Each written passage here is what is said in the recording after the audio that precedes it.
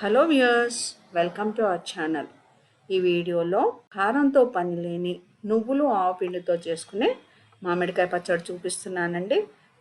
మొదటిసారి చేసుకోవాలనుకున్న వాళ్ళు కూడా చాలా ఈజీగా చేసుకోవచ్చు.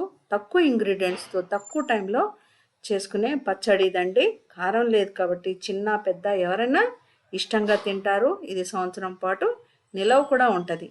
దానికోసం కావాల్సినన్ని మామిడికాయలు తీసుకుని శుభ్రంగా కడిగి ఒక పొడి బట్టతో తుడిచి ఫ్యాన్ కింద ఆరబెట్టాలి.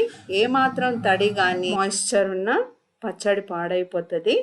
ఆరిన మామిడికాయల్ని చిన్న చిన్న ముక్కలుగా కట్ చేసి లోపల టెంకకున్న లేయర్ని తీసేసి పక్కన పెట్టుకోవాలి.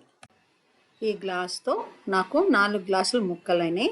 దానికి కొలతలు ఏంటంటే 1 గ్లాస్ నువ్వులు, 1 గ్లాస్ ఆవాలు, అర గ్లాస్ కన్నా కొద్దిగా ఎక్కువ ఉప్పు, 2 స్పూన్లు వేయించి పొడి చేసుకున్న జీలకర్ర పొడి, 1 స్పూన్ మెంతుల పొడి, గ్లాసున్నర నువ్వుల నూనె కానీ పల్లీల నూనె కానీ. ఉప్పు అయోడైజ్డ్ వాడకూడదండి, రాళ్ళుప్పు లేదా కళ్ళుప్పు అంటారు. దాన్ని ఎండలో ఆరబెట్టి పొడి చేసి కలుపుకోవాలి.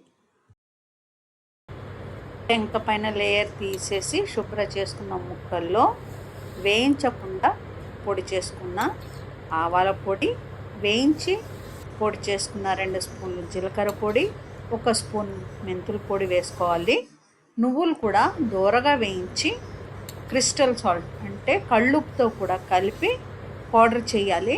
కళ్ళుప్పు వేస్తేనే నువ్వులు మెత్తగా పొడి అవుతాయి, లేకపోతే అంత బాగా పొడి అవ్వవు, చుట్టుకుపోతూ ఉంటుంది మిక్సీకి.